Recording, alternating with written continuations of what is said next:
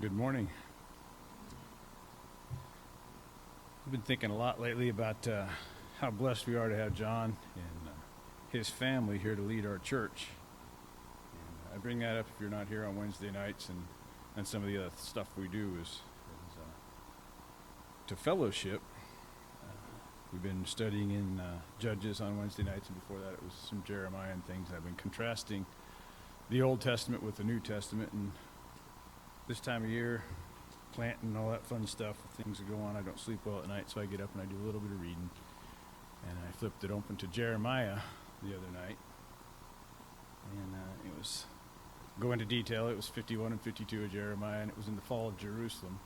And then I just flipped over to the book of Luke, of where I'm going to read from today, and it was this destruction of the temple and the sign of the ends of time.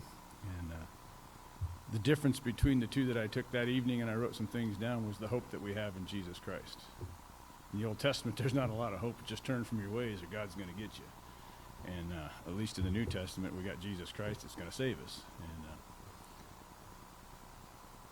the difference here that I'm going to read, I'm not going to read the whole thing, but I want to set kind of the stage for where it was. It's the destruction of the temple and the sign of the end of time, and God, this is Jesus Christ talking. He said, nations will rise against nation, kingdom against kingdom. There will be great earthquakes and pestilence, floods, famines, and various places on earth, fearful events and great signs from the heavens. This is the destruction of earth that he's talking. But towards the end, he tells them a parable. It's a parable of a tree. He said, look at the fig tree and all the trees. When they sprout the leaves, you can tell for yourselves that you know summer is near. Even though you see these things happening, you know that the kingdom of God is near. And there's some other things in here, but this is where it gets to what I want to talk about before we go to our Father in prayer for the cup. It says, be careful, or your hearts will be weighed down with carousing, drunkenness, and the anxieties of life.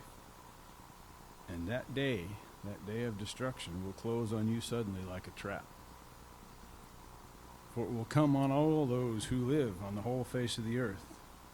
Be always on watch and pray that you will be able to escape all that is about to happen, and that you may be able to stand before the Son of Man.